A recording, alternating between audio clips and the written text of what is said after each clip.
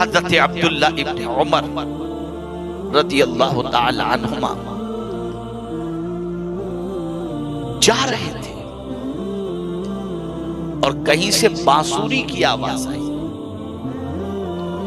جیسے ہی بانسری کی آواز جہاں سے آ رہی تھی آپ نے کان میں انگلیاں ڈالی اور کنارے سے دوسرے راستے سے نکل گئے. دیکھنے والوں نے دیکھ کر کے کہا اے عبداللہ ابن عمر یہ تم نے کیا کیا کہ مطلب کان میں انگلیاں ڈال دی بانسری کی آواز کو سن کر. قربان جائیے ان کے جواب پر ارشاد فرماتے ہیں میں نے اپنی طرف سے نہیں کیا، میں نے اپنے نبی کو جیسا کرتے دیکھا ویسا ہی میں نے کیا. کہاں بانسری کی آواز سے کان میں انگلیاں ڈالنا اور کہاں شادی بیاہ کی تقاریب اور گاڑی گھر کے اندر ان چیزوں کو شامل کرنا. کیا جواب دو گے؟ اللہ کو بھی کیا جواب دو گے اور اللہ کے رسول صلی اللہ علیہ وسلم کو بھی کیا جواب دو گے؟ سیدنا فاروق اعظم رضی اللہ تعالیٰ عنہ کا دور پاک تھا. اللہ ایک گویہ بہت زبردست اس زمانے کے اندر وہ گایا کرتا تھا، بڑا مشہور تھا، لیکن پھر اس کی عمر جب زیادہ ہو جائے تو پھر آواز دم توڑ دیتی.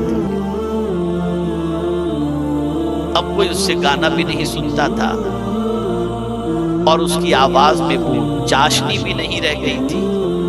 اب یہی گانا اس کی روزی تھی. گویہ تھا. جب دیکھا کہ اب کام کاج نہیں چل رہا تو چلا گیا قبرستان. اللہ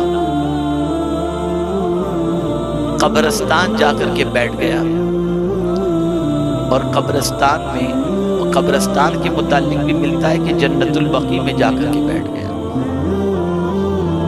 اور بیٹھ کر کے وہ اللہ کی بارگاہ میں عرض کرتا ہے مولا جب تک آواز ساتھ دیتی تھی لوگ گانے سنتے تھے مجھے دیتے تھے، اب تو آواز بھی ختم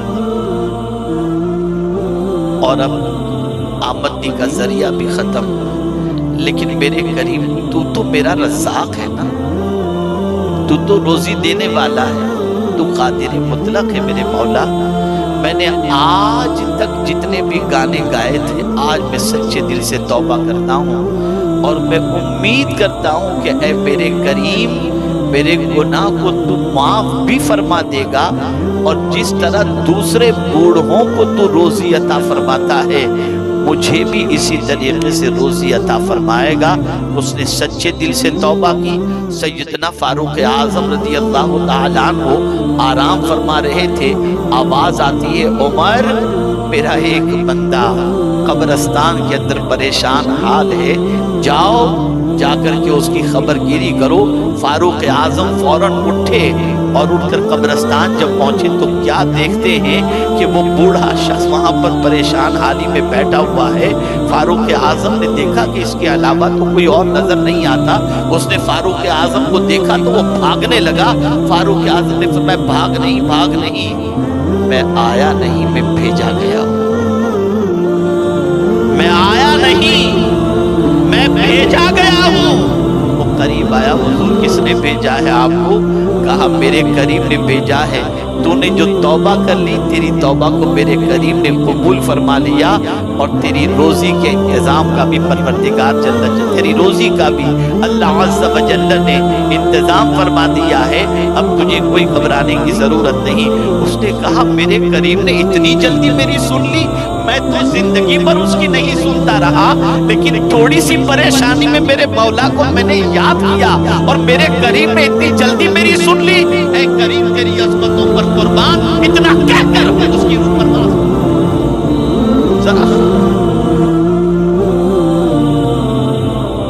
ہم اس قادر مطلق کے بندے ہیں جو رحمان الرحیم. جب اس کی طرف کوئی پلٹتا ہے ایک بالش پڑتا ہے تو اس کی رحمت ایک ہاتھ اس کے استقبال کے لیے پڑھنے کو تیار ہو جاتا ہے. چھوڑ دو گانوں سے دلچسپی، چھوڑ دو خرافات سے دلچسپی، چھوڑ دو وقت کو ضائع کرنے سے دلچسپی. مسلمانوں ناکامی کی وجہ یہی ہے کہ ہم